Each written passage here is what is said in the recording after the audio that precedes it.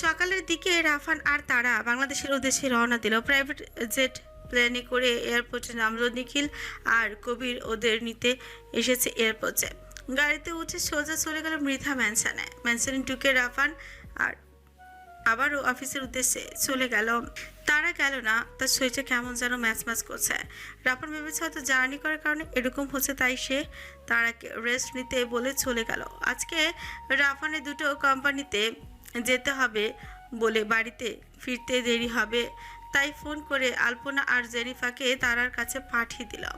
আলপনা আর জেনিফা মিলে তারা আর রাফানের ঘরে বসেই ওর সাথে গল্প শুরু করলো। উৎসুক ভঙ্গিতে আলপনা তারাকে জিজ্ঞেস করলো, কি রে, রাফান ভাইকে জিজ্ঞেস করেছিলি বেবির কথা? কি বললো? আলপনার কথায় তারার মনে পড়লো সে তো ভুলে গিয়েছিল রাফানকে জিজ্ঞেস করতে। আরে না, একদম ভুলে গিয়েছিলাম। আজ বাড়ি ফিরলে বলতে হবে।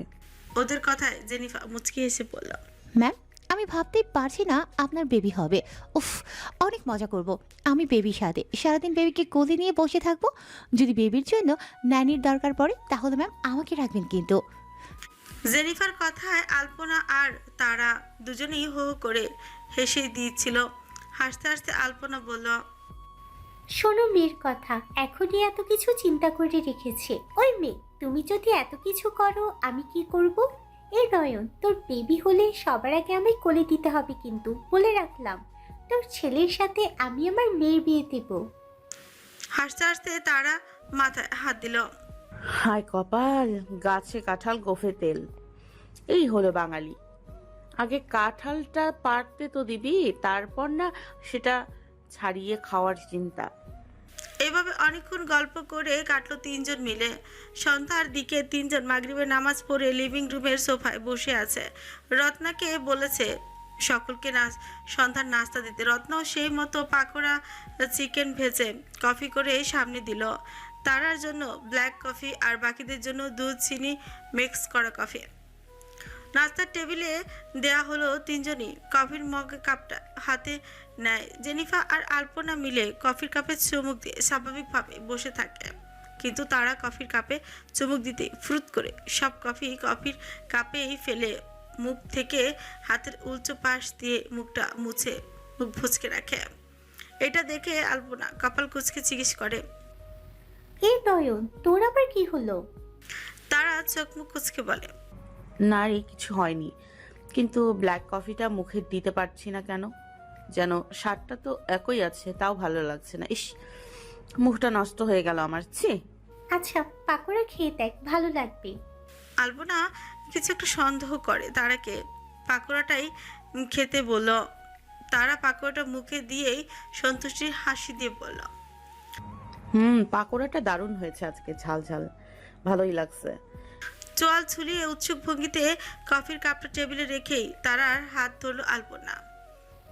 দোস্ত, আমি কি খালামণি হব? তখন জেনিফা কফির কাপে চুমুক দিয়ে চুপচাপ কফি পান করছিল। আলপনার কথা শুনে জেনিফার সাথে সাথে বিষম খেলো। কুকু করে কেসে নিজের কফির কাপটা রেখে তারার দিকে চোখ পিটপিট করে তাকালো। আর এদিকে তারা আলপনার কথায় পলক্ষীন তাকিয়ে আছে সামনের দিকে। মুখের পাকোড়াটা কোনো রকমে চিবিয়ে শেষ করে স্থির হয়ে পড়ল। লাস্ট সপ্তাহখানেক আগে প্রোটেকশন ছাড়া একবার, ইয়াল্লাহ, তারপরেও তো অনেকবার টেস্ট। তারা নিজের কথায় নিজেই ব্যতিব্যস্ত হয়ে পড়ল। আলপনা আর জেনিফাও তারার সাথে অস্থির হয়ে গেল। বলো, তাড়াতাড়ি চেক করতে হবে।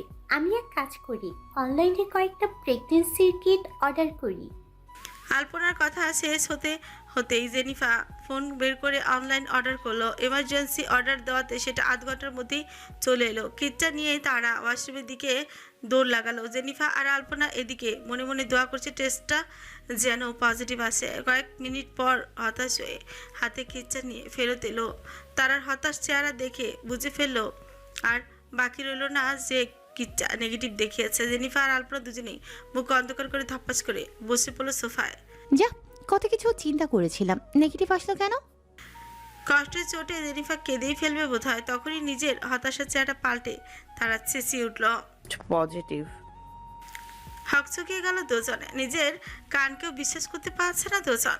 সেকেন্ডের ভেতরে দৌড়ে গিয়ে তারাকে জড়িয়ে ধরল আলপনা আর জেনিফা। খুশির চোটে তিনজন একজন আরেকজনকে জড়িয়ে ধরে লাফানো শুরু করলো। তারার মনে হচ্ছে আজকে সবচেয়ে বেশি খুশি হয়েছে হয়তো সেই আর কোনো দিন হয়নি। মাতৃত্বের স্বাদ সব মেয়ের কাছে শ্রেষ্ঠ, তারাও তাই আজ সবচেয়ে খুশি হয়েছে। আবার মনের এক কোণে ভয়ও হচ্ছে, রাফান কি বলবে সেই ভেবে। রাত 1:30 বেজে যায় রাফানের বাড়ি ফিরতে।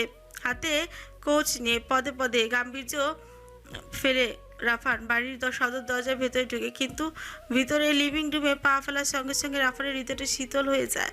মন অন্যরকম শান্তি অনুভব করে তার ঘুমন্ত চেহারাখানা দেখে। রাফানের একাকী জীবনে তারাই তো একমাত্র বেঁচে থাকার অবলম্বন। রাফানের জন্য অপেক্ষা করতে করতে তারা সোফাতে ঘুমিয়ে পড়েছে। রাফান তারার দিকে এগিয়ে যায় ধীর পায়ে, শব্দহীন ভাবে, যেন তারা ঘুম না ভেঙে যায়। তারার সামনে গিয়ে আলতো হাতে তারাকে উঠাতে যায়, কিন্তু তারা জেগে যায় রাফানের হালকা স্পর্শ পেয়ে। হয়তো বেশিক্ষণ হয়নি ঘুমিয়েছে। চোখ ডুলতে ডুলতে উঠে বসে তারা। ঘুম চড়ানো কঞ্চে রাফানকে বলে, এসে পড়েছো মিস্টার ক্রিমিনাল? বাহ। রাফান তারার পাশে গিয়ে বসে তারার হাত ধরে চুমু খায়। এরপর নেশা ধরানো চোখে হাসকি স্বরে বলল, এসে পড়েছি। না এসে যাবোই বা কোথায়? আমার জীবনের রেলগাড়ির একমাত্র স্টেশন তুমি। আমার ভালো থাকার একমাত্র উছিরা তুমি। আমার বেঁচে থাকার একমাত্র সম্বল তুমি। আমার প্রাণ ভ্রমরা তুমি। ফ্লাওয়ার, বারে বারে ঘুরে ফিরে আমি শুধু তোমাতেই আটকে যাই, তোমাতেই নিজের অস্তিত্ব খুঁজে পাই। রাফানের কথাগুলো শুনে তারা মুগ্ধতার সাথে রাফানের চেহারার দিকে তাকিয়ে বলল। এত ভালোবাসা হঠাৎ? রাফান তারার কথা স্ফীত হেসে বলল, হঠাৎ করে প্রেমে পড়েছিলাম, ভালোবাসিনি। হুট করে আসক্তিতে ভেসেছিলাম, যেটা আজও কাটাতে পারিনি। হাসকি স্বরে কথাটা বলে রাফান নিজের মুখটা তারার মুখের কাছে এগুতে থাকে। ধীরে ধীরে তারা ঠোঁটের সাথে নিজের ঠোঁট মিলিয়ে দেয়। কিছুক্ষণের মধ্যে রাফান ধীরে ধীরে চুমু খাওয়া ছেড়ে অস্থির হতে শুরু করে। তারা এতে হকচকিয়ে গিয়ে রাফানকে দূরে ঠেলে দেয়। রাফানের জন্য প্রস্তুত ছিল না, সে ভাবতে পারেনি তারা এভাবে ওকে দূরে ঠেলে দেবে। রাফান অবাক হয়ে জিজ্ঞেস চোখে তারার পানে তাকায়। তারা কিছুটা কাঁচুমাচু মুখ করে রাফানকে হাতের ইশারায় কাছে ডাকে। রাফানও মাথাটা সামনে এনে তারার মুখের কাছে কান পাতল। তারা ফিসফিস করে বলল, you are going to be a father, you know, and I am going to be a mother mister criminal. You are going to be parents. কথাগুলো বলে লজ্জায় মাথা নত করে নিজের মাথায় পিছিয়ে ফেললো তারা। কিন্তু রাফান কেমন বরফের মতোই জমে আছে। তার চোখ দুটো স্থির হয়ে আছে, পলকই পড়ছে না। স্থির চোখ নিয়েই রাফান কেমন করে বলল, কি কি বললে? আরেকবার বলো। তুমি বাবা হতে চলেছো মিস্টার ক্রিমিনাল। লজ্জায় মুখ ঢেকে ফেললো তারা। রাফানের কাছে এখনো এই মুহূর্তটা স্বপ্নের মতন। তার মনে হচ্ছে সে কোনো সুন্দর রূপকথার গল্পে আটকে গেছে। এই গল্পেই সে চিরকাল আটকে থাকতেছে। নিজের মনকে, নিজের কানকে, নিজের মস্তিষ্ককে বসে এনে রাফান চোখের পলক ফেলে তারার দিকে তাকায়। এক্সাইটমেন্ট বোধ হয়। রাফানের নিঃশ্বাসই আটকে গেছে, গলা থেকে আওয়াজ আসছে না। আধো আধো আওয়াজে রাফান বলে, মাই বেবি ফ্লাওয়ার, আমি বাবা? ও আল্লাহ, আমি রাফান ইব্রাহিম মৃধা বাবা হব? আর এক মুহূর্ত বসে না থেকে রাফান তারাকে জাপটে ধরে, এতটাই জোরে জাপটে ধরে যে তারা নিজের তাল সামলাতে পারে না। তারাকে জড়িয়ে ধরে রাফান কেমন যেন বাচ্চাদের মতো করে কান্না শুরু করেছে, কিন্তু সেটা ছিল খুশির কান্না। ফ্লাওয়ার, আল্লাহ ইজ দ্য বেস্ট, আল্লাহ ইজ দ্য বেস্ট। আমার মোনাজাতে আল্লাহ আমাকে ফিরিয়ে দেননি, কোনোদিন ফিরিয়ে দেয়নি। আল্লাহ is the best. I love him, I love you flower, I love you the mother of my baby, I love you my wifey, I love you Mrs Rafan Ibrahim Mridha. আমি happy, I am so much happy, you know. খুশিতে দুজনই দুজনকে জড়িয়ে ধরে থাকলো, শক্ত করে জড়িয়ে ধরে নিজেদের একান্ত আনন্দের সময়টুকু অনুভব করলো। খুশির অশ্রু ফেলে নিজেদের ভবিষ্যৎকে স্বাগত জানালো। একটা স্বামী স্ত্রীর জন্য একটা সন্তান সৃষ্টিকর্তার দেয়া সেরা উপহার। 8 মাস পর তারা 8 মাসের অন্তঃসত্ত্বা ভারী পেট নিয়ে ক্লান্ত শরীরে চলাফেরা করতে হয় তাকে। যদিও রাফান তার যত্নে সবসময় বহাল, জেনিফাকে এই বাড়িতে এনে রেখেছে রাফান। অন্য কারো উপর রাফান ভরসা করতে পারেনি। জেনিফার সাথে নিখিলের বিয়েটাও এই 2 মাসে আগেই হয়ে গেছে। জেনিফা সারাদিন তারার পাশে পাশে থাকে, একজন ছোট বোনের মতন সব কাজে সাহায্য করে। আর রাফান আধাবেলা অফিস করে এসে নিজেই তারা যত্ন নেয়। রাফানের নিজের কাজের চাপ কমাতে গিয়ে ওদিকে নিখিল আর কবির ওপর প্রেশার পড়েছে অনেক। দুজনই 2 অফিস সামাল দিতে দিতে নাজেহাল অবস্থা। এই কয় মাসে রাফান আর তারার জীবনের কোনো ঝড়ঝাপটা কিছুই আসেনি। খোদার রহমতে দুজনই একটা স্বাভাবিক পরিবারের মতোই থেকেছে। একজন আদর্শ বাবা এবং আদর্শ স্বামী, যা করা উচিত সবটা নিখুঁতভাবে পালন করেছে রাফান। এমনকি রান্না বান্নাও সে নিজ হাতেই করেছে তারার জন্য। তারার কোনো খাবারই অন্য কাউকে দিয়ে বানায়নি সে। স্ট্রিক্ট ডায়েট ফলো করছে একদম। রৌদ্রহীন একটা দিন, হয়তো এখন বৃষ্টি না হলেও পরে হবে, বিকেল বা দুপুরে। সকালে ডাইনিং টেবিলে বসে নাস্তা খাওয়ার সময় রাফান তারাকে নিজ হাতে খাইয়ে দিচ্ছে। রুটি, গোশত আর দুধ, ডিম সবই আছে নাস্তায়। খেতে খেতে তারার শরীর এখন আগের থেকে অনেকটা গুলুমুলু হয়ে গেছে। তারাও মুখে রুটি চিবোতে চিবোতে রাফানকে বলছে, তোমার এত যত্নে আমার 5 কেজি ওজন বেড়ে গেছে মিস্টার ক্রিমিনাল। পরে এই ওজন কমাতে গিয়ে আমার দফা হয়ে যাবে রফা। রাফান তারার মুখে আরেক টুকরো রুটি দিয়ে বলে, তোমাকে চিকন হতে বলেছি আমি? যেমন আছো ঠিকই আছো, এত পাকামো করতে হবে না। আগে নিজের খেয়াল নেবে, তারপর অন্য কিছু। তারা রাফানের কথায় নাক মুখ কুচকে বলে। ধুর, ভাল লাগে না। রাফান তারার চেহারার দিকে একবার তাকায়। ওর চেহারা দেখে হাসি পাচ্ছে রাফানের, কিন্তু তারা যেই লেভেলের মুড সুইং হয়, হয়তো একটু হাসলেই ও কান্না করে ফেলবে। তাই রাফান নিজের হাসিটা চেপে যায়, বাম হাত দিয়ে তারার কোমর জড়িয়ে নিজের সাথে ঘেঁষিয়ে তারার গালে নিজের অধর ছুঁয়ে বলে, রাগ করে কেন আমার বউটা? আমি সব সময় তোমাকেই ভালোবাসি ফ্লাওয়ার। এসব নিয়ে চিন্তা করো না। এখন শুধু আমাকে আর আমাদের বেবিকে নিয়ে চিন্তা করবে, ওকে? কিছু একটা মনে করে তারা একরকম লাফ দিয়েই সরে যায় রাফানের কাছ থেকে। চোখ দুটো বড় বড় করে বলে, হায় আল্লাহ, আমি তো ভুলেই গিয়েছিলাম। আজকে তো অনাথ আশ্রমে যাওয়ার দিন ছিল। আজকে আশ্রমের বাচ্চারা যেতে বলেছে আমাকে। অনেক রিকোয়েস্ট করেছিল ওরা। না গেলে মান সম্মান থাকবে না। আমায় নিয়ে চলো না মিস্টার ক্রিমিনাল। রাফান তারার কথায় ওর দিকে কপাল কুঁচকে তাকায়। তারার কথাকে নাকচ করে দিয়ে বলে, না, একদমই না। আজকে আমার অফিসে যেতে হবে, না গেলে হবে না। আর আমি তোমাকে একা ছাড়বো না, অন্যদিন নিয়ে যাব তোমাকে আমি নিজে। তারা রাফানের হাত ধরে চোখ ছোট ছোট করে রিকোয়েস্ট করে বলে, প্লিজ প্লিজ প্লিজ, আজকে নিয়ে চলো। আমি ওদের প্রমিস করেছিলাম। আচ্ছা, তুমি না গেলে আমি জেনিফারকে নিয়ে যাই, সাথে বডিগার্ড পাঠিয়ে দাও প্লিজ। রাফান মানতেই রাজিই নয় তারার কথা। সে সম্পূর্ণ নিষেধাজ্ঞা করে বলে, ফ্লাওয়ার, বায়না করবে না। আমি যেতে বারণ করেছি মানে যাওয়া যাবে না। অন্যদিন নিজে নিয়ে যাব, আজকে বায়না করবে না। এই কথা শুনে তারা আর আগে কান্নায় চেয়ার ছেড়ে তেজ দেখিয়ে উঠে গেল। খাবো না আমি আর, তুমি থাকো, নিতে হবে না আমায়। তারা রাগ করে ঘরের দিকে চলে যেতে নিচ্ছিল, তখনই পেছন থেকে রাফান এসে ঝট করে কোলে তুলে নিল তারাকে। রাফানের চোখ দুটো কেমন যেন মায়া কাজ করছিল। নিরাশ চোখে তারার দিকে তাকে রাফান বলল, কেন জেদ করো বলতে পারবে? কথা শুনলে কি খুব ক্ষতি হয়ে যায়? খাবারটুকু এইটুকুনি খেয়েছো। আচ্ছা ঠিক আছে, মেনে নিলাম। আবারও জিতিয়ে দিলাম তোমাকে। এবার চলো, খেয়ে নেবে। রাফানের মেনে নেয়া দেখে তারা মুহূর্তে চেহারা পাল্টে হেসে দিয়ে রাফানের গলা জড়িয়ে ধরে রাফানকে ইচ্ছে মতো চুমু খায়। গালে, গলায়, ঘাড়ে, কপালে, ছোটে সব জায়গাতেই ঠোঁট ছুঁয়ে দেয়। এরপর রাফান তারাকে নিয়ে আবারও চেয়ারে বসিয়ে দিয়ে পুনরায় খাওয়ানো শুরু করে। 6 মাস আগে তারার রিকোয়েস্টে রাফান ঢাকা থেকে একটু দূরে একটা অনাথ আশ্রম তৈরি করে, সেখানে 500 বাচ্চারও বেশি রয়েছে। কেউ পথশিশু, কেউ অনাথ, কেউ এতিম।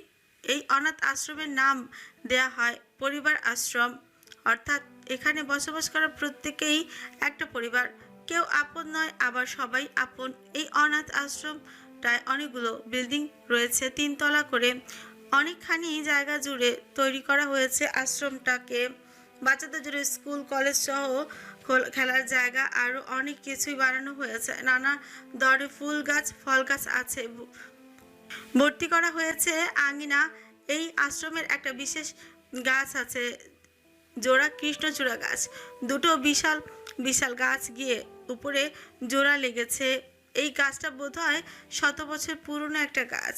তারা যখন এখানে জায়গা দেখতে এসেছিল তখনই গাছটা দেখে বলেছিল এই গাছটা যেন না কাটা হয়।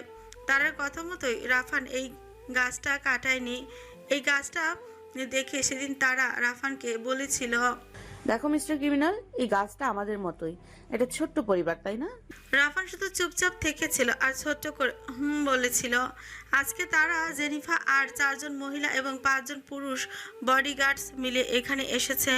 তারা সাথে করে অনেক চকলেট খাবার নিয়ে এসেছে। তাছাড়াও এনেছে উজ্জ্বল রঙের জামা কাপড়, যেগুলো পরলে বাচ্চাদের মানাবে। আশ্রমের আঙিনাটা অনেক বড়, প্রায় কয়েক বিঘা জায়গাতে শুধু আশ্রমের আঙিনাটাই। সেখানে বাচ্চারা লাইন ধরে দাঁড়িয়ে আছে চকলেট খাবার আর পোশাকের জন্য। তারা নিজ হাতে পবিত্র মনে বাচ্চাদের আদর করে সব হাতে তুলে দিচ্ছে। তার ভারী শরীর নিয়েও যেন তার ক্লান্তি কমে গেছে এই ছোট ছোট বাচ্চাদের মায়াবী মুখশ্রী দেখে। কিন্তু জেনিফা হাসপাস করছে, অনেকক্ষণ ধরে দাঁড়িয়ে আছে তারা। বাচ্চাদের সংখ্যাও কম না, তাই জেনিফা চিন্তিত হয়ে তারাকে বলল, ম্যাম একটু বসুন না, শরীর খারাপ করবে তো, একটু বসে নিন, বাকি বাচ্চাদের আমি দিয়ে দিচ্ছি। তারা ডান হাত নাড়িয়ে নাকচ করে বলল, না না না, আমি ঠিক আছি, চিন্তা করিস না, আমি পারবো। তারা অত্যন্ত স্নেহ মাখিয়ে নিজের পেটে হাত দেয়। তারও তো বাচ্চা হবে একদিন, এই বাচ্চাগুলোর মতোই হবে। তো এই বাচ্চাদের সামনে সামান্য জিনিস দিতে তার কিসের ক্লান্তি? তারা আবারও দ্রুত হাতে বাচ্চাদের জিনিসগুলো দেওয়া শুরু করে। প্রত্যেকটা বাচ্চা কত খুশি আজকে। এইসব দেখেই তার মন জুড়িয়ে যাচ্ছে। তার মনে হচ্ছে এসব তারই সন্তান। হঠাৎ করে হেলিকপ্টারের আওয়াজ ভেসে এলো সকলের কানে। উপরের দিকে তাকিয়ে দেখলো একসাথে 15 থেকে 20টা হেলিকপ্টার এদিকে আসছে। সবগুলো হেলিকপ্টারের ছায়া পড়েছে আশ্রমের আঙিনার উপর। হেলিকপ্টারগুলো দেখে তার বুকের ভেতর কেমন খচ করে উঠলো। হেলিকপ্টারগুলো কার? রাফানের হেলিকপ্টার তো নয় এগুলো, কারণ রাফানের হেলিকপ্টারের আলাদাই সিল দেওয়া থাকে সব সময়। তাহলে কে এসেছে? কেন হেলিকপ্টার ল্যান্ড করলো না? কিন্তু হেলিকপ্টার থেকে মানুষ লাফিয়ে লাফিয়ে নামতে শুরু করলো। প্রত্যেকটা লোকই গুন্ডাদের মতো দেখতে। তারা সহ বাকিদের কলিজা কেঁপে উঠল। তারা বিস্ময় নিজের পেটে হাত দিয়ে ওদের দিকে তাকিয়ে বলে উঠল, কারা এরা? জেনিফা তড়িঘড়ি করে এসে তারার হাত ধরে টেনে বলল, ম্যাম তাড়াতাড়ি আসুন, এরা আমাদের লোক নয়, এরা অন্য কেউ, পালান এখান থেকে। তারা জেনিফার হাত ঝাড়া দিয়ে বলল, পাগল হয়েছিস? এতগুলো বাচ্চা ফেলে আমি একা পালাবো? অসম্ভব। তুই তাড়াতাড়ি মিস্টার ক্রিমিনালকে কল কর, ওকে এক্ষুনি আসতে বল। জেনিফা দ্রুত হাত চালিয়ে নিখিলকে কল করলো, কিন্তু কল রিং হলেও ধরছে না নিখিল। এরপর রাফানকে কল করলো, রাফানও ধরছে না। হয়তো কোনো ইম্পর্টেন্ট মিটিংয়ে আছে সবাই। জেনিফা হাত ভয় কাঁপছে। ওদের সাথে আসা বডিগার্ডগুলো ঢাল হয়ে দাঁড়িয়েছে সকলের সামনে, আর ওপাশের গুন্ডাগুলো কেমন নির্বিকার হয়ে দাঁড়িয়ে আছে। বোধহয় কারো অর্ডারের জন্য অপেক্ষা করছে ওরা। জেনিফা কি করবে বুঝতে না পেরে সবাইকে টেক্সট করলো। এরপর আরেকবার কবিরকে কল করে ট্রাই করলো। দুবার রিং হওয়ার পর কবির কল ধরলো। জেনিফা হ্যালো ভাবি, বলুন। কাঁপা কাঁপা গলায় কবিরকে বলল, কবির ভাই, সর্বনাশ হয়ে গেছে, অনেকগুলো গুন্ডা এসেছে এখানে হেলিকপ্টারে করে। কার লোক এরা সেটা আমরা জানি না, প্লিজ তাড়াতাড়ি স্যারকে বলুন কিছু একটা করুন। জেনিফার কথা শুনে কবিরের মাথায় আকাশ ভেঙে পড়লো। তাড়াহুড়ো করে ফোন কেটে দৌড়ে মিটিং রুমে চলে যায়। ওর দৌড় দেখে রাফান সহ বাকিরাও কপাল কুঁচকে তাকায়। কবির এসে হাঁপাতে হাঁপাতে রাফানকে বলে, বস বস সর্বনাশ হয়ে গেছে, আশ্রমে কেউ একজন হেলিকপ্টারে করে গুন্ডা পাঠিয়েছে। ব্যাস, আর কিছু বলতে হলো না। রাফান আর নিখিল পাগলের মতো চেয়ার থেকে উঠে দৌড় দিল। কবিরও পেছন পেছন ছুটে গিয়ে ফোনে সব বন্দোবস্ত করে ফেললো। রাফানের কাছে বাংলাদেশ যতগুলো হেলিকপ্টার ছিল সবগুলো হেলিকপ্টার করে লোক পাঠানো হলো আশ্রমে। রাফান, নিখিল আর কবির একটা হেলিকপ্টারে করে যাওয়া শুরু করলো। রাফানের চেহারা পুরো অস্থির হয়ে গেছে ভয়ে। যে কোনোদিন ভয় পায়নি, সে আজকে ভয়ঙ্করভাবে ভয় পাচ্ছে। নিজের প্রেয়সীকে হারানোর ভয় পাচ্ছে। ওর মাথা কাজ করছে না। রাফানের চেঁচিয়ে কাঁদতে ইচ্ছে করছে তার। ওদিকে আশ্রমে সে হেলিকপ্টার থেকে নামলো। মাস্ক পরা, কালো মোটা হাত মোজা পরা একটা লোক সে সবার সামনে দাঁড়ালো। কারো বুঝতে বাকি রইল না যে এই হচ্ছে এদের লিডার। লোকটা সবার সামনে এসে দাঁড়িয়ে নিজের মাস্ক খুললো। তার চোখ বড় বড় হয়ে গেল লোকটার চেহারা দেখে। ভেতর থেকে সম্পূর্ণ ভেঙে পড়েছে সে। তারা হেলে পড়তে নিলেন জেনিফা ওকে দু হাত দিয়ে জড়িয়ে ধরে কান্না শুরু করলো। তারার চোখ দুটো স্থির হয়ে গেছে সামনের মানুষটাকে দেখে। লিখন তালুকদার। হ্যাঁ, সে লিখন তালুকদার, যার হাত রাফা নষ্ট করে দিয়েছিল শুধু তারাকে মারার জন্য, যার বাবা মাকেও রাফার নিজ হাতে খুন করেছিল তারার পেছনে গুন্ডা লাগানোর জন্য আর রাফানের বাবা মাকে মারার জন্য। সে লিখন তালুকদার। লিখন নিজে মাস্ক খোলার পর হাত মোজাটাও খুললো। কি বিভৎস সেই হাতের অবস্থা, তাকানো যায় না। হাতে এতটাই বিচ্ছিরি অবস্থা। সবাই সেই হাত দেখে ভয়ে চোখ সরিয়ে নিল। তারা বাদে লিখন নিজের হাতের তারাকে দেখে বিশ্রীভাবে হেসে বলল, দেখ দেখ তোর স্বামী আমার হাতের কি করেছিল। শুধু তোকে ছুঁয়েছিলাম বলে আমার মা বাবাকে তোর স্বামী হত্যা করেছে। আর তোদেরকে আমি ছেড়ে দিব? কি করে ভাবলি? প্রতিশোধ না নিয়ে আমি তোদেরকে ছেড়ে দিব? তোদেরকে এত সুখে আমি বেঁচে থাকতে দিব? কি করে ভাবলি তোর এটা? তারপরে লিখন ওর কিছু লোকেদের অর্ডার করলো, যা রায়হান ইব্রাহিম মৃধার ফুলকে নিয়ে আয় আমার সামনে। ধরফড়ে ওঠে জেনিফা, নিজের দুই হাতে আগলে ধরে রাখে তারাকে। আর তারা সম্পূর্ণ স্তব্ধ হয়ে গেছে। জেনিফা তারাকে জড়িয়ে ধরে পাগলের মতো করে বলল, না না না, একদম না, আমি যেতে দেবো না, কোনোদিন না, কেউ আসবে না, একদম কেউ আসবে না, যে আসবে তার লাশ পড়বে এখানে, বলে দিলাম। জেনিফার কথা লিখন জোরে জোরে হেসে ফেলে, মস্করা সুরে বলে, হেমে বলে কি? এই শুনলি সবাই? ঠিক আছে, যা, আমার লোক তোর আদরের ম্যামকে আনবে না, তোর ম্যাম নিচ থেকে আসবে আমার কাছে। এই নয়নতারা শেখ, তোর তো কম পাওয়ার ছিল না, এখন কি পথে হয়ে সাহস শক্তি কম হয়ে গেল নাকি তোর? ভালো করে কানে শুনে রাখ, তুই যদি না আসিস আমি এই পুরো আশ্রয় বুম দিয়ে উড়িয়ে দিব। তুই তো মরবি, সাথে নিষ্পাপ বাচ্চাগুলো মরবে। 1 থেকে 3 গুনবো, নাইলে বুম। ভয় সেখানে থাকা প্রত্যেকে কেঁপে ওঠে। বাচ্চারা হাউ মাউ করে কান্না শুরু করে দেয় ভয়ে। সেখানকার শিক্ষক শিক্ষিকা কাজের লোক সবাই ভয় পেয়ে যায়। আর জেনিফা যক্ষে ধনের মতো নিজের দুই বাহুতে আগলে ধরে রেখেছে তারাকে। তখন একটা 4 বছরের ছোট বাচ্চা ছেলে এসে তারা শাড়ির আঁচল ধরে টান দেয়। তাতে তারা হুঁশ ফিরে আসে। স্থির চোখে তারা বাচ্চাটার দিকে তাকায়। কি সুন্দর মায়াবী মুখখানা দেখলে মায়া হয়। বাচ্চারা তারা শাড়ির আঁচল হালকা টান দিয়ে বলে, অসহায় বাচ্চাটার কথাতে তারা খুব মায়া হলো। তারা বাচ্চাটার মাথায় হাত রেখে বলল, বাঁচাবো তো। ওই পাশ থেকে নিখিলের গলার চিৎকার এলো, 1 2। তারা জোর করে জেনিফার হাত ছাড়িয়ে এগিয়ে যাওয়া শুরু করলো সামনের দিকে। জেনিফা কোনো মতেই যেতে দিবে না তারাকে, কিন্তু তারা জেনিফাকে ধাক্কা মেরে সেখান থেকে একজন কাজের মহিলাকে ইশারা করলে মহিলাটি চোখ মুছে জেনিফাকে ধরে। জেনিফা পাগলের মতো হাত পা ছড়িয়ে কান্না করতে থাকে। যাবেন না ম্যাম, দোহাই লাগিয়ে বাচ্চাটার জন্য থেমে যান ম্যাম। তারা থামে না। সে এগিয়ে যায় কালো রঙের মোটা জামদানি শাড়িটার উপর থাকা আলাদা ওড়নাটা ভালো করে গায়ে জড়িয়ে নেয়। তারাকে আসতে দেখে পাকা হাসে লেখন।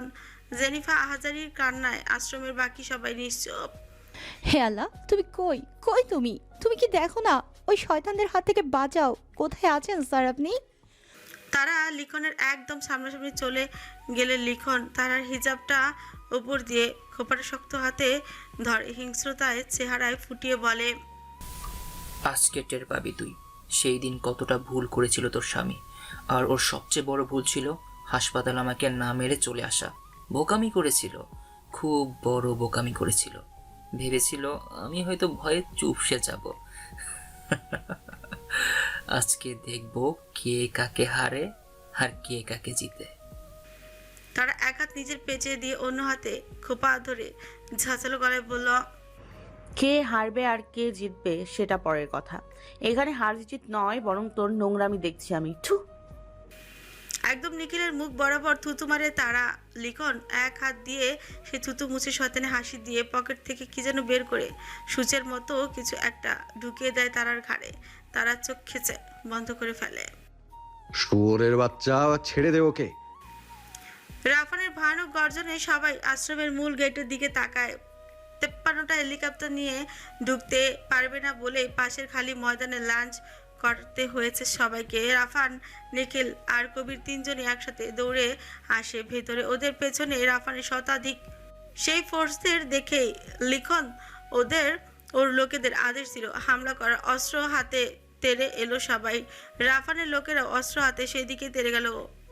এখানে অনেক বাচ্চা রয়েছে, ওদের ক্ষতি হয়ে যেতে পারে। তাই রাফান নিখিলকে বলল জেনিফাকে সাথে নিয়ে বাচ্চাদের আর বাকিদের সরিয়ে ফেলতে। মৃধা ম্যানশন নিয়ে যেতে জেনিফা নিখিল কেউই রাজি হচ্ছিল না, কিন্তু রাফানের ধমকে দুইজনকেই যেতে হলো। কারণ এখানে রাফানের মাথায় কাজ করছে না।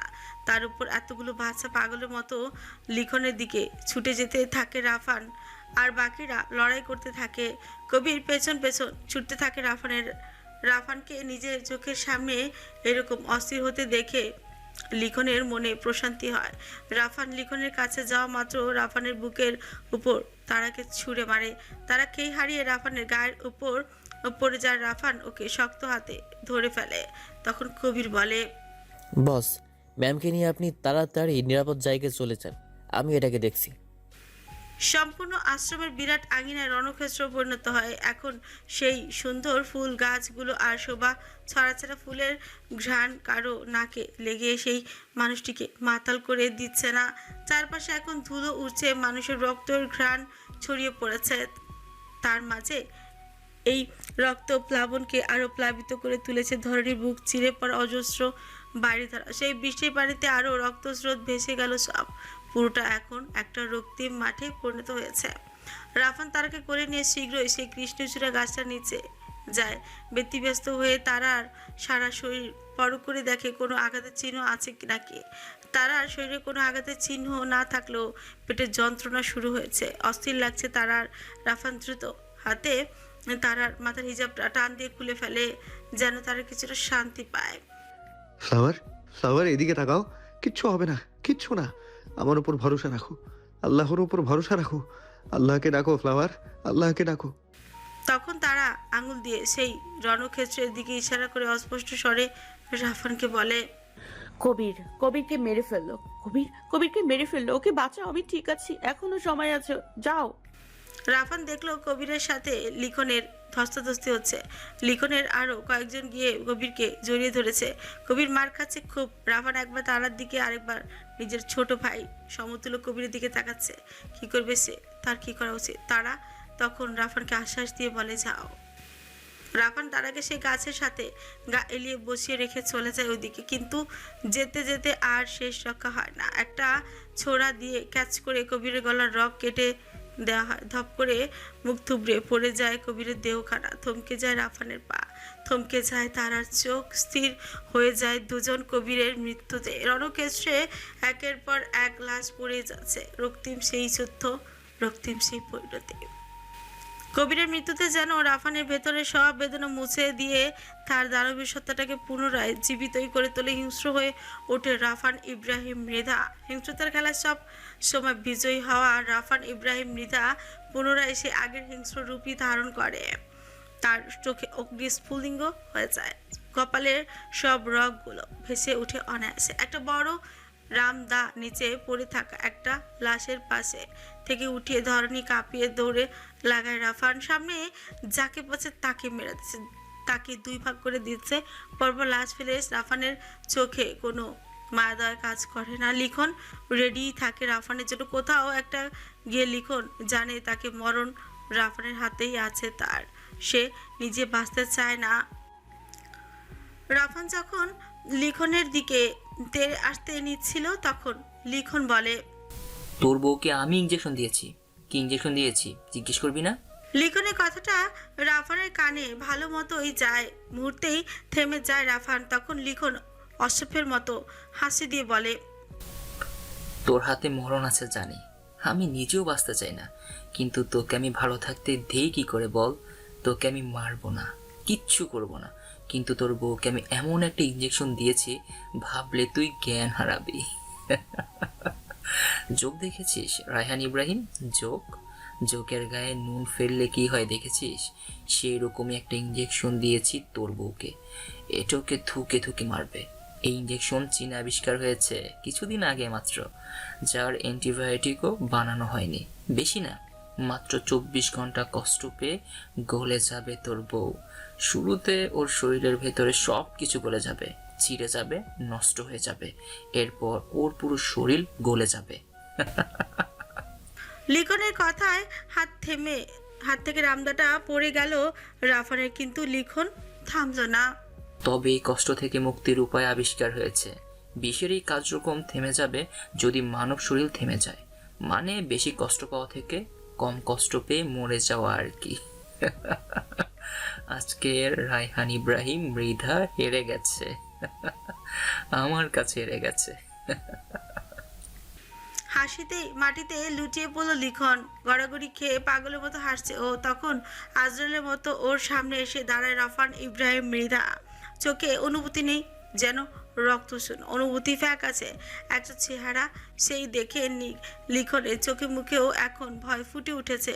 রাফান মাটির সাথে ঘেঁষে শব্দ করে রামদাটা পেছন থেকে সামনে আনে। প্রথমে লিখনের বুকের উপর আলতো করে গোছা দেয় কয়েকটা, যেন এটা কোনো খেলা। একটু একটু করে রাফানের গতি বাড়াতে থাকে, কিন্তু লিখনের পাগলের মতো রক্তাক্ত হয়ে হাসতে থাকে। রাফান নিজে ছোঁচ খানিকটা ফাঁকা করে অনুভূতিহীন চোখে কাজগুলো করছে। কয়েক মুহূর্ত পর রাফান দুই হাতে শক্ত করে দাঁটা ধরে একদম ছিন্ন ভিন্ন করে দিচ্ছিল লিখনকে। লিখনের চোখে মুখে হৃৎপিণ্ড করে যা সব একে একে জায়গায় ছিটিয়ে যাচ্ছে এক এক জায়গায়। রাফানের হাত চালানো দেখে মনে হচ্ছে সে খুব ধীর গতিতে আছে, তবে আঘাতগুলো পড়ছে খুব বাজেভাবে। একসময় লিখনের পুরো শরীরটাই টুকরো টুকরো হয়ে পড়ে থাকে, বড় বড় না, একদম ছোট ছোট সহস্রাধিক টুকরো, যেন কেউ ওর শরীরে কোনো অংশের কোনো মাংসের টুকরো বসাবে সেই বুঝতে পারে না। মাথাটা পুরো ফালি ফালি করে ফেলে আছে এক কোণে, কোথাও চোখ, কোথাও কানের টুকরো, এসবই সবকিছু যেন রাফানের মনের অনুভূতি জাগাচ্ছে না। টাং শব্দে লোহার দাঁটা মাটিতে ফেলে ধীর পায় তারার দিকে এগিয়ে যায় রাফান। চারিপাশে এখন একটা মশা মাছিও বেঁচে নেই। যত এগোয় ততই যেন শরীরটা ভেঙে যাচ্ছে ওর। সেই বিশাল জোড়া কৃষ্ণচূড়া গাছটার সামনে গিয়ে তারার অসম্ভব সুন্দর চেহারাখানি দেখে। তারার পেট ব্যথা বেড়েছে, পেট ব্যথায় তারা মুখ দিয়ে বারবার অস্ফুটে শব্দ করছে। তারার শব্দ রাফানের কানে গেলেও আবার নিষ্ঠুর অনুভূতিহীন চেহারার খোলস ছাড়িয়ে তার কাছে ছুটে বসে পড়ে। আমার কষ্ট হচ্ছে মিস্টার ক্রিমিনাল, খুব কষ্ট হচ্ছে। বেবিটা আর থাকতে পারছে না ভেতরে, কেমন উথাল পাথাল শুরু করেছে। ও বাইরে আসতে চাইছে, পানিও ভেঙে গেছে। রাফান অস্থির হয়ে যায় তারার এই অবস্থা দেখে, বাচ্চাদের মতো কান্না শুরু করে দেয়। কিচ্ছু হবে না, কিচ্ছু না। হঠাৎ করেই তারার শরীর একদম ব্যথায় কেঁপে ওঠে। রাফানের বুক খামচে ধরে, তারা ঠোঁট কামড়ে ধরে নিজেকে সামলাতে। রাফান বুঝতে পারে এখনই ডেলিভারি করাতে হবে, আর কোনো উপায় নেই। রাফান তারার শরীরে যেই বাড়তি ওড়নাটা ছিল সেটা নিয়েই তারার শরীর ঢেকে দেয়। সে কোনোদিন এসব করেনি, কিন্তু আজকে তারার জন্য এই ঝুঁকি নিতেই হয় রাফানকে। তারার মনে হচ্ছে তার শরীর একদম ভেঙে যাচ্ছে, সব হাড় গোড় গুড়িয়ে যাচ্ছে, রগগুলো সব ছিঁড়ে যাচ্ছে।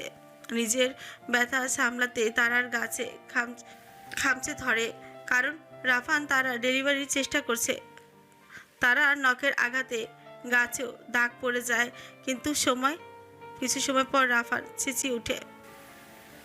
একটা ফুটফুটে ছেলে বাচ্চা জন্ম নিয়ে প্রথমবার ধরণীতে নিজের কণ্ঠস্বরিত কান্নার ধ্বনি তোলে। বাচ্চাটা মাত্র 8 মাসের হয়, অন্যান্য বাচ্চাদের তুলনায় তুলনামূলক খুবই ছোট হয় আকারে, কিন্তু এই কি, বাচ্চাটা একবার কান্না করে কেমন যেন চোখ বন্ধ করে মরা ফুলের পাপড়ির মতো নিতিয়ে পড়লো রাফানের কোলে। রাফানের চোখে কয়েক সেকেন্ডের জন্য হলেও জ্বলে ওঠা আলোটা নিভে গেল। বাচ্চাটার মুখের দিকে হা করে তাকিয়ে থাকলো কিছুক্ষণ। তারা তখন মুখে হাত চেপে কান্না করতে করতে বলে, বাঁচেনি না? ওরা আমার বাচ্চাটাকে দুনিয়ার আলো দেখিয়ে নিল, কিন্তু দুনিয়ায় থাকতে দিল না। রাফান আলতো করে অদর ছুঁয়ে দিল তার সন্তানের মাথায়। সে চুমু ছিল ভালোবাসা, সে চুমু ছিল স্নেহের আর বিদায়ের। কত রাত দুই বাবা ছেলে মিলে রাত জেগে গল্প করেছে তারা জানেও নি। সেই রাতগুলো, সেই সুন্দর রাতগুলো কতই না সুন্দর ছিল। রাফান বাচ্চাটাকে নিয়ে তারা শিওরের কাছে গেল। মাটিতেই আসন করে বসে তারা নিজের কোলে শুয়ে দিয়ে ওর বুকের উপর বাচ্চাটাকে দিল। তারা দুই হাতে আগলে ধরে নিল বাচ্চাকে। আহাজারির কান্নায় ভেঙে পড়ল তারা, আর রাফান ওকে দুই বাহু ডোরে আগলে ধরে কাঁদল। আজ আমার কিচ্ছু বলার নেই ফ্লাওয়ার। আমার সব কেড়ে নেওয়া হয়েছে, সব। আমার পাপের শাস্তি আমায় এভাবে দেয়া হলো। সব আমার দোষ। আমি ব্যর্থ, আমার জীবন ব্যর্থ, আমার ভালোবাসা মিথ্যে হয়ে গেল, আমার জীবন, আমার প্রেম রক্তিম হয়ে গেল, আমার ভয়ঙ্কর আসক্তি তোমায় আর আমাদের সন্তানকে শেষ করে দিল। এটা কেন করলে, কেন? আকাশের দিকে তাকিয়ে গলা ফাটিয়ে প্রশ্ন তুলো রাফান। হঠাৎই তারা রক্তবমি করে দিল রাফানের বুকের উপর।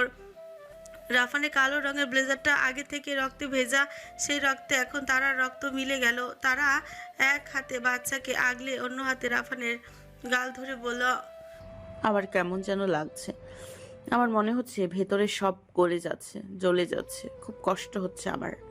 আমি মনে হয় বাঁচবো না। আমায় একটু ভালোবাসো না, একটু চুমু খাও। তারাকে দুই হাতে জাবড়ে ধরল রাফান। তারার গায়ের সাথে চুলের সাথে মুখ মিশিয়ে খাতে শুরু করলো। পুরুষালী কান্নায় সব নিস্তব্ধ মনে হচ্ছে। আশেপাশে শুধু রাফানের গলার স্বরই শোনা যাচ্ছে। হাওয়াটাও যেন কেমন থেমে থেমে গুমড়ে গুমড়ে উঠছে। রাফান ইচ্ছে মতো চুমু খায় তারার চোখে মুখে, যেন চুমু দিয়ে আপন করে নেবে ওকে। তারা আবারও আরো দুর্বল আর অস্থির হয়ে যায়। কেমন যেন পাগলের মতো দাপাদাপি করে বলে, আমার কেমন যেন লাগছে। আমার মনে হচ্ছে ভেতরে সব গলে যাচ্ছে, জ্বলে যাচ্ছে। আমায় মেরে ফেলো, আমায় মেরে ফেলো না, আমায় মেরে ফেলো না, মেরে ফেলো। এই কষ্ট সহ্য হচ্ছে না আমার। আমাকে মেরে ফেলো, ভিক্ষা চাইছি, মেরে দাও। এই কষ্ট থেকে মুক্তি দাও, মেরে ফেলো। আমার সব ধ্বংস হয়ে যাচ্ছে ভেতরে, মিস্টার ক্রিমিনাল। সব চৌচির হয়ে যাচ্ছে। আমাকে মেরে ফেলো, মুক্তি দাও এই যন্ত্রণা থেকে। রাফান সিক্ত চোখে তারার দিকে তীরবিদ্ধ আহত হরিণীর মতন তাকায়। আরেকবার আকাশের দিকে মুখ তুলে তাকায়, যেন খোদার কাছে বলতে চাইছে, কি করলে এটা? সবার বিচার তোমার কাছে দিই, তোমার বিচারটাও তুমি নাও। আজকের বিচার করো। কেন দিলে এই রক্তিম প্রেমের গল্প? কেন? রাফান কোনো উপায় না পেয়ে তারার কানের কাছে মুখ নিয়ে হাসকি স্বরে বলে, সেদিন আমার জীবনে ওইভাবে না এলে বেঁচে যেতে। আজ আমার কথা শুনলে এমন হতো না। ভালোবাসি, খুব ভালোবাসি। প্রাণ ভোমরা তুমি আমার, প্রাণের চেয়েও বেশি ভালোবাসি। কালিমা পড়ো ফ্লাওয়ার, কালিমা পড়ো। অস্পষ্ট স্বরে কালিমা পাঠ করে তারা। এরপর কাঁপা কাঁপা হাতে রাফানের গালে হাত দিয়ে কিছুটা বিদায় মেশানো আদর করে শেষবারের মতো বলল, ভালোবাসি মিস্টার ক্রিমিনাল, খুব ভালোবাসি তোমায়। আমার আমার জীবনের প্রথম আরো শেষ আমার জীবনের প্রথম আরো শেষ ভালোবাসা তুমি। আখিরাতে গিয়ে আবার দেখা হবে, তখন না হয় বাকি ভালোবাসাটুকু বসিয়ে দিও। আমিও আমার ভাগের ভালোবাসাটু আমিও আমার ভাগের ভালোবাসা তুলে রাখলাম, শোধ করব একদিন। নিজের মাথাটা অনেক কষ্টে করে কিছুটা উঁচু করে রাফানের গালে কপালে সব শেষে ঠোঁটে চুমু খেলো। বিদায় বেলা যে ঘনিয়ে এসেছে, রাফান তারার কপালে চুমু খেয়ে পাশে পড়ে থাকা একটা ছোট্ট চাকু হাতে নিল। তারপর কাপা কাপা হাত জোর এক হাতে তারার চোখ ধরে অন্য হাতে ছুরি বসিয়ে দিল তারার গলায়। সাথে সাথে নিথর হয়ে গেল তারার ধাপাধপি করা দেহখানা। সেই দেহকে জড়িয়ে ধরল রাফান নিজের কলিজার ভেতর, নিজের বুকের ভেতর। মুক্তি দিল নিজ হাতে নিজের ভালোবাসার মানুষকে, মুক্তি দিল যন্ত্রণা থেকে, মুক্তি দিল ধরণী থেকে। সম্পূর্ণরূপে রক্তিম হলো তাদের জীবনের গল্প, তাদের তাদের রক্তিম প্রেম। রাফান চুপ থাকলো, জড়িয়ে রাখলো, ধুকে ধুকে কেঁপে উঠল। তারার গলা থেকে ফিনকি বেয়ে যেই রক্ত ঝরছিল তা দিয়ে রাফান সম্পূর্ণ ভিজে গেল। চুমু খেলো রাফান, চুমু খেলো দশক শতক সহস্রবার চুমু খেলো। ছোট্ট প্রাণ সন্তানের গালে হাত দিয়ে চুমু খেলো, ওড়না দিয়ে ভালো মতো ঢেকে দিল দুজনকে। এরপর ওদের পরম যত্নে গাছের পাশে রেখে দাঁড়িয়ে নিজের গা থেকে ভেজা কোটটা খুলে ফেললো। কোথাও একটা গেল, আর তারপর কালো শার্ট পরা ভেজা শরীরে ফিরে এসে এক কোণার পরিষ্কার মাটির উপর নামাজ পড়লো আসরে। রাফানের ব্যবহার কেমন স্তব্ধ, কেমন নিশ্চুপ, চোখ দুটো অচঞ্চল স্থির। চারিপাশে পরিবেশটাও ঠিক তেমন। নামাজ শেষ করে রাফান গাছের কাছে এসে আবারও নিজের মহামূল্যবান সম্পত্তির মতো দুজনকে আগলে ধরে গাছের সাথেই বসলো। কতই না যত্নের তার এই সম্পর্কগুলো। রাফান তারাকে ধরে মুচকি হাসলো, হেসে বলল, দেখো ফ্লাওয়ার, তুমি না বলেছিলে এই গাছটা একটা ছোট্ট পরিবারের মতো, ঠিক আমাদের মতো। দেখো তোমার খোদা আজকে এই গাছের নিচে বসেই শেষ করলো আমার পরিবার। দেখছো না কেন? তাকাও, হ্যাঁ মেয়ে তাকাও, দেখো কি করলো। সব শেষ হয়ে গেল তো ফ্লাওয়ার, কিচ্ছু নেই, কিচ্ছু না। তাকাও ফ্লাওয়ার, আমার দিকে তাকাও, হ্যাঁ তাকাও না কেন? তারার গালে বারবার হাত দিয়ে রাফান তারাকে পাগলের মতো ডাকতে লাগলো। আর তারা প্রাণহীন, ভাবনাহীন, জ্ঞানহীন, নিতর হয়ে শুয়ে আছে কেমন। রাফান তারা সেই শরীর ঝাঁকিয়ে বারবার পাগলের মতো জিজ্ঞেস করলো, চিৎকার করে, আহাজারি করে, চেঁচিয়ে, কাঁদতে কাঁদতে ডাকতে লাগলো, হ্যাঁ ফ্লাওয়ার ওঠো, দেখছো না কেন? আরে দেখো না, তোমাকে ভালোবেসে আমি শেষ। রাফান ইব্রাহিম আজ শেষ, আজ আমি নিঃস্ব। আমায় কেন নিঃস্ব করলে তুমি আল্লাহ? তাহলে তো সেই দিনই আমার প্রথম সন্তানের সাথে নিয়ে যেতে পারতে। ঘটা করে আজকে এত আনুষ্ঠানিকতা কেন? আমায় নিয়ে তোমার এত রাগ, এত? আমার ফুল, আমার ভালোবাসার চিহ্ন সব কেড়ে নিলে, আমাকে একা করে দিলে। আমার ফ্লাওয়ার আমার কোলে আছে কিন্তু কথা বলছে না, আমার বাচ্চা আর আমার সামনে আছে কিন্তু কাঁদছে না। তোমার এই বান্দি, তাকিয়ে দেখো ওর দিকে, তোমার এই বান্দি রাত দিন তোমাকে ডাকতো। কি করলে, কি প্রতিদান দিলে? ওর গলায় দেখো, দেখো ওর গলায়। আমি মেরেছি, আমি নিজ হাতে জবাই করেছি নিজের স্ত্রীকে। কেন, কি করলে এটা? আজকে আমার উপর প্রতিশোধ নিতে এই নিষ্ঠুর খেলাটা না খেললেও পারতে। রাফান একটু থামে, কান্নায় আর আহাজারি চিৎকারে তার গলা শুকিয়ে গেছে। কাশতে কাশতে গলা দিয়ে রক্ত বের হয়ে যায়। ওর হাত পা কাঁপা শুরু করে। সেই কাঁপা কাঁপা হাত দিয়ে দুজনকে জাবড়ে ধরে রেখেছে রাফান। কখন যে নাক দিয়ে রক্ত পড়া শুরু হয়েছে টেরও পায়নি। একটু থেমে গিয়ে রাফান নিজের হাতের উঁচু পিচ দিয়ে চোখের পানি মুছছে, আবারও ঝাঁকাতে শুরু করে তারাকে ভাঙা ভাঙা গলায়। খাতে শুরু করে পুনরায় বলা শুরু করে নিজের মনের কথাগুলো। ফ্লাওয়ার, ফ্লাওয়ার তুমি কি আর আমার বুকে শুয়ে ঘুমাবে না? এই কি শেষ? আমার কাছে এসে বায়না করবে না, জেদ ধরবে না? তোমাকে বকতে চাই আমি ফ্লাওয়ার। তোমার বায়না, তোমার জেদের জন্য প্রতিদিন তোমাকে বকতে চাই। তোমাকে আমি আজকেও এই দুই হাতে খাইয়ে দিয়েছিলাম। সেই হাত দিয়ে আমায় কি করতে হলো? এই হাত আমি কেটে দিতাম, এই হাত আমি কেটে দিতাম যদি না এখন তোমাদের আগলে রাখতে হতো। আমি কি করে বাঁচবো? পারবো না, পারবো না আমি। যেই দুনিয়ায় আমার ফ্লাওয়ারকে এত কষ্ট পেয়ে মরতে হয়েছে, ধ্বংস হোক, ধ্বংস হোক। রাফানের আত্মচিৎকার আকাশে বাতাসে প্রতিধ্বনি হয়ে আবারও ফিরে আসছে। সেই আওয়াজেই তৈরি হয়েছে গা ছমছমে এক পরিবেশ। হারিয়ে যাওয়া দিনগুলো যেন ফিরে আসছে সেই চিৎকারের সঙ্গে বারে বারে। নিখিল, জেনিফা, ধ্রুব, রিহান, তঞ্জা শেখ, নাফিস শেখ সবাই আশ্রমে আসতে রাত হয়ে গেল। সবাই এসে যা দেখলো তাতে কেউ স্বাভাবিক থাকতে পারল না। আলপনা আর তন্দ্রা শেখ জ্ঞান হারালো।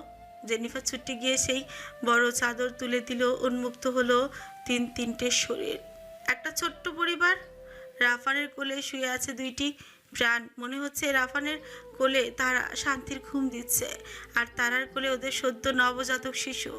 কি ভালো হতো তাই না, যদি প্রাণগুলো আসলেই ঘুমে থাকতো, যদি সবাই আজ জীবিত থাকতো, তাহলে কতই না আনন্দ হতো। রাফান নিজ হাতে তার এই আদরের প্রাণগুলোকে নিজের বুকের মধ্যে আগলে রেখেছে, আর তারার কোলে সেই ছোট্ট প্রাণীন শিশুটি, পুরো নূরের চেহারা। জেনিফা কাঁদতে কাঁদতে মাটিতে বসে পড়ল। আমার ম্যামকে বাঁচাতে পারলাম না, আমার বাবাটাকেও, আমার ছোট্ট বাবাটাকে বাঁচাতে পারলাম না। এটা কেন হলো? রিহান আর ধ্রুব দুজনে স্তব্ধ। নিখিল আর বিজয় নিজেরা অস্বাভাবিকভাবে দাঁড়িয়ে আছে, তাদের চেহারা যেন মৃত। একজোড়া কৃষ্ণচূড়া গাছের নিচে কবর দেওয়া হয় এই ছোট্ট পরিবারটাকে। এত কষ্ট পেয়ে মারা যাওয়ার পর আর আবার টানাটানি করে কেউ ওদের কষ্ট দিতে চায়নি। পরিবার আশ্রম এখন একটা ছোট্ট পরিবারের কবরের স্থান হয়ে গেল। ওদের অন্য পাশেই কবিরকে কবর দেওয়া হলো। সকলের হৃদয় নিংড়ানো বেদনার সাথে শেষ হলো এই আহাজারির গল্প। ইতি টানলো রক্তিম প্রেম। Damn it! I fuck your story. Fuck your book. How dare you, girl? How dare you to make such a rubbish story about me? প্রত্যেকটা কথার সাথে সাথে এই কাঠের শক্ত টেবিলের ওপর নিজের শক্ত হাত দ্বারা খুশি মারছে পুরুষটি। তার চোখে ভয়ঙ্কর রাগ, যেন এখনই চলছে দেবে সবাইকে। চোখ শক্ত করে অনবরত লোকটি নিজের রাগ সামলানোর চেষ্টা করছে, কিন্তু পারছে না। টেবিলের উপর লোকটার হাতের পাশে রয়েছে একটা কালো মলাটে টুকরো টুকরো করা ছেঁড়া বই, আর টেবিলের পাশে একটা চেয়ারে একটা মেয়ে অজ্ঞান হয়ে পড়ে আছে বাঁধা অবস্থায়। পুরুষের এতগুলো কথা শুনেও মেয়েটার চোখে কোনো ভয় নেই। সে দিব্যি বাঁকাচ্ছ যে হাসছে, যেন সেটাই চেয়েছিল। অর্ধজ্ঞান হলেও পুরুষটির সব কথাই মেয়েটা ভালো করেই শুনলো। এরপর নিজের মাথাটা খানিকটা উঁচু করে স্মিত হেসে জড়িয়ে যাওয়া গলায় বলল, যদি এই রাবিশ গল্প না লিখতাম তাহলে কি আপনি আসতেন? দিন মেরে আমার কোনো সমস্যা নেই, আপনার হাতে মরলেও শান্তি। সঙ্গে সঙ্গে সেই শক্ত হাতে চড় পড়ে মেয়েটার গালে। লম্বা প্রকৃতির মানুষটা কোমর বাঁকা করে চেয়ারের দুইটি হাতলের ওপর নিজের হাত রেখে একদম মেয়েটার চেহারার সামনে নিজের চেহারা আনে, যাতে করে দুজনের চোখাচোখি হয়। রক্তিম হয়ে যাওয়া চোখ দিয়ে পুরুষটি মেয়েটার দিকে তাকিয়ে চোয়াল শক্ত করে বলে, আর কোনো মানুষ পেলি না দুনিয়াতে? রাফান ইব্রাহিম মৃধাকে নিয়ে উপন্যাস বানাতে হলো? তোর সাহস আছে বলতে হবে, কিন্তু এই দুঃসাহসের জন্য যে তোকে কি পোহাতে হবে সেটা এখন বুঝবি। বলেই রাফান ইব্রাহিম সোজা হয়ে মেয়েটার গালে আরেকটা চড় দেয়। মেয়েটার ছোট ফেটে রক্ত পড়ে আর গালে 5 আঙ্গুলের দাগই বসে যায়। নাক দিয়েও রক্ত বের হয়ে যায় কিছুটা। কিন্তু কি অদ্ভুত একটা মেয়ে, যেই মানুষের সামনেও আছে তাকে দেখে বিন্দুমাত্র ভয় করছে না ওর। এটাই রাফানের অ্যাসিস্ট্যান্ট কবির আর নিখিলকে অবাক করে দিচ্ছে। কিন্তু দুজন পেছনে শটাং হয়ে দাঁড়িয়ে আছে। তাদের মনে ভয় হচ্ছে মেয়েটার জন্য, কিন্তু বাইরে তা প্রকাশ করতে পারছে না।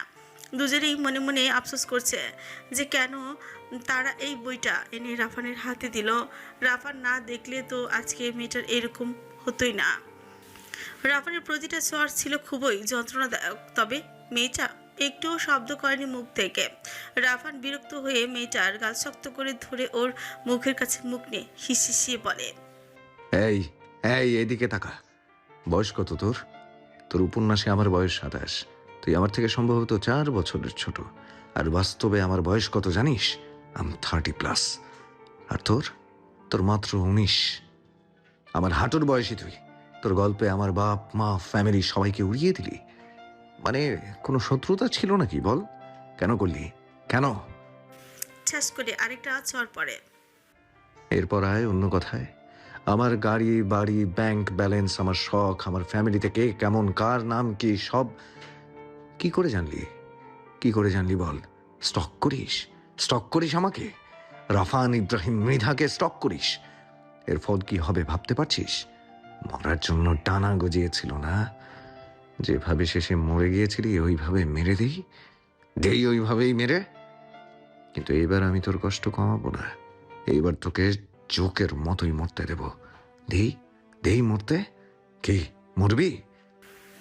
ঠাস করে আরেকটা চড় পড়ে মেয়েটার গালে। ভালো করিসনি, একদম ভালো করিসনি। শেষে আমার পরিণতিটা ভালো লিখিসনি। শেষে আমার সন্তানকেও বাঁচাসনি।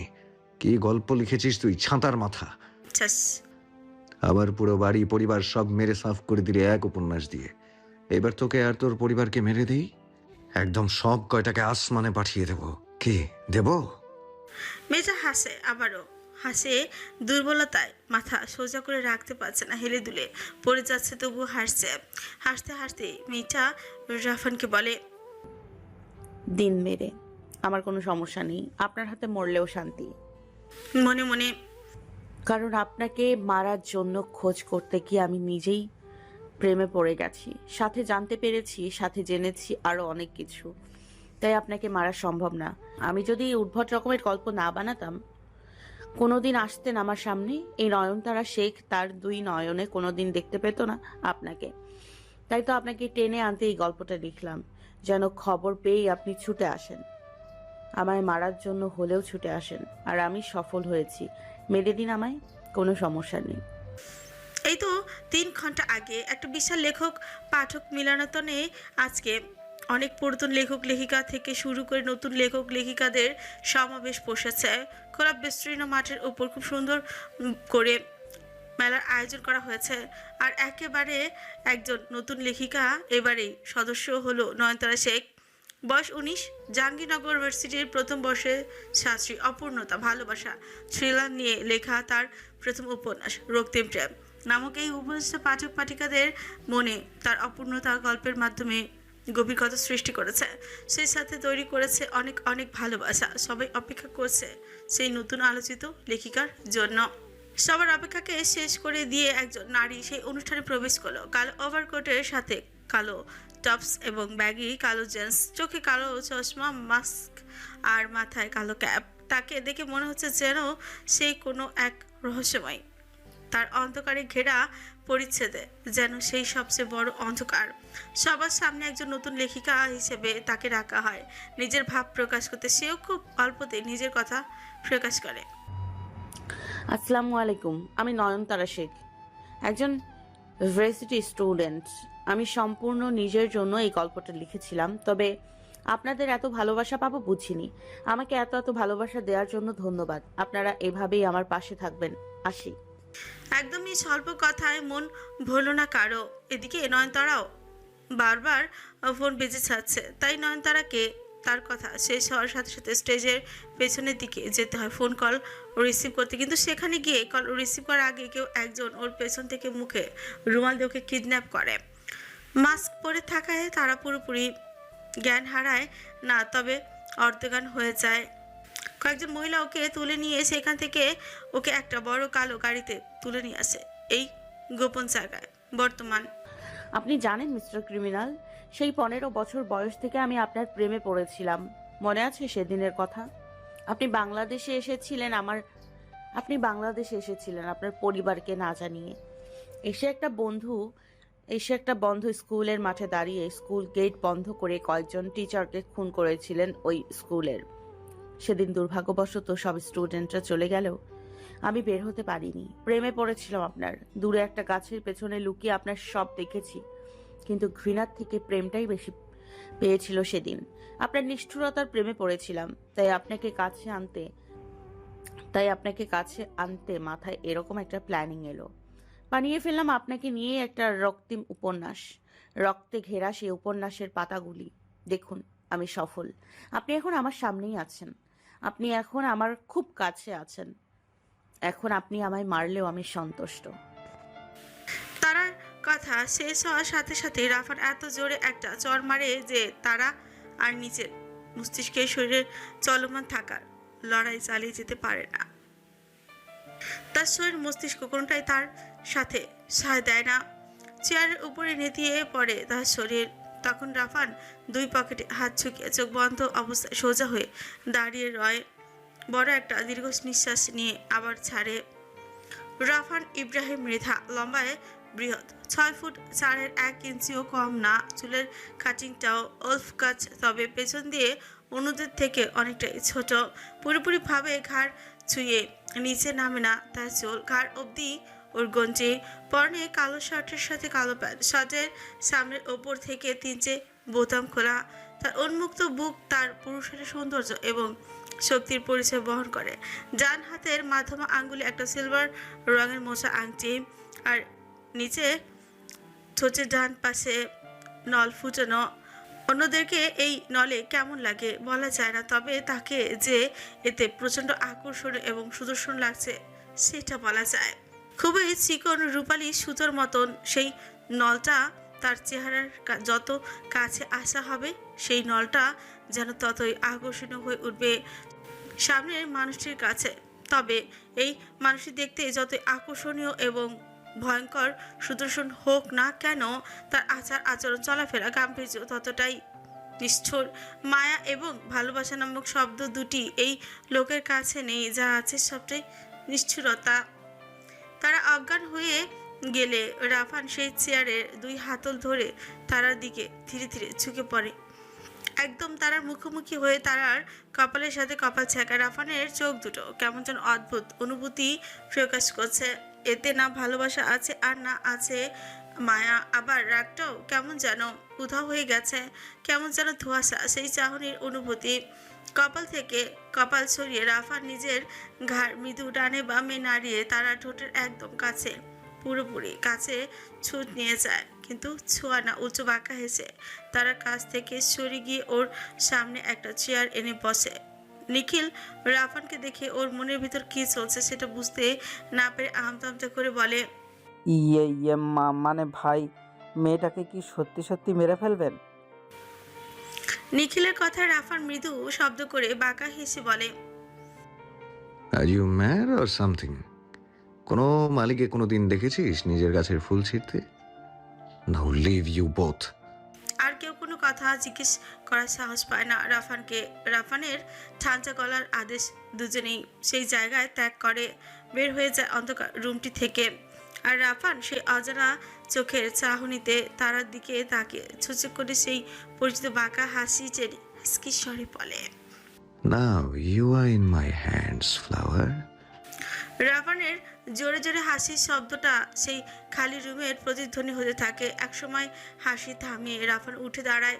টেবিলের পাশে নিচে পড়ে থাকা কালো ব্লেজার উঠে তার ভেতর থেকে এক চা কাছে বাঁশি বের করে সেই বাঁশি নিয়ে পুনরায় আগের জায়গায় হেলান দিয়ে বসে। দুপা ছড়িয়ে চোখ বন্ধ করে বাঁশি বাজানো শুরু করে। বাঁশির আওয়াজটা কেমন যেন খুব মধুর, কিন্তু তাতেও একটা লোমহর্ষকর ব্যাপার আছে। স্নিগ্ধ এই বাঁশির শব্দটাও যেন কারো ধ্বংস বার্তা। এই বাঁশিটা রাফানের ছোট্টবেলার একমাত্র একাকিত্বের সঙ্গী।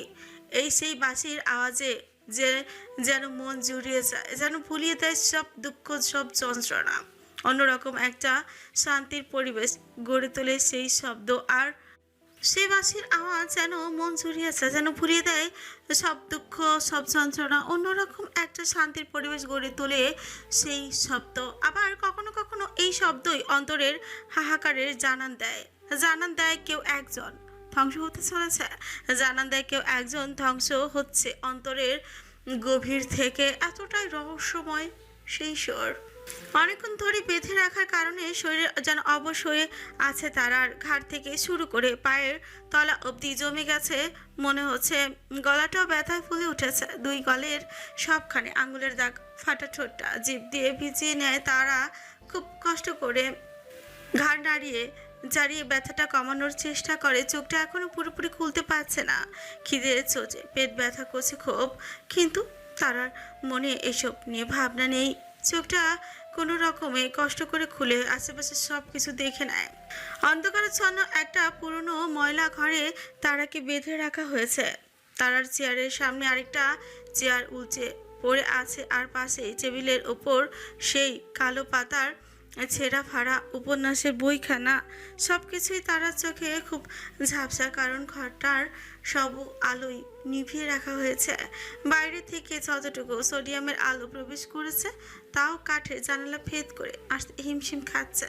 তারা নিজের দুর্বল ঠোঁট নাড়িয়ে কিছুটা জোরেই ঢাক দিতে চায়। কেউ আছেন?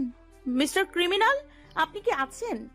না, কোনো সারা শব্দ নেই আশেপাশে। সব যেমন কেমন যেন শুনশান হয়ে আছে চারিদিকটা। একটা ভুতুড়ে পরিবেশে তৈরি হয়েছে।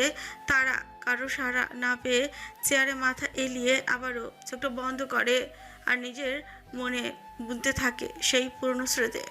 আমি নয়নতারা শেখ, বয়স 19। আমার বাবা একজন সরকারি চাকুরিজীবী। তবে আমাদের অবস্থা যে খুব একটা খারাপ তেমনটা নয়। আমার দাদা একজন স্কুল হেডমাস্টার ছিলেন। আমার জীবনটা খুব সহজ সরল ছিল। তবে আমি আর 5টা মেয়ের চেয়ে একটু আলাদা। নিজেকে আমি এখনো নিজেই চিনলাম না। সেদিন বুধবার ছিল। আমাদের স্কুল ছুটি হতো দুপুর 1:30টায়। আমি সব সময় আমার দাদার সাথে গাড়ি করে বাড়ি ফিরতাম। সেদিনও আমি দাদার জন্যই অপেক্ষা করছিলাম। সেদিন স্কুলে আমি ছাড়া আর কোনো স্টুডেন্ট ছিল না। দুপুর 2টো বেজেছিল, তাই সবাই তখন যার যার বাড়ি ফিরে গেছিল। আর আমাকে বেশিক্ষণ থাকতে হয়েছিল, কারণ সেদিন দাদাভাইয়ের স্কুলে একটা মিটিং ছিল।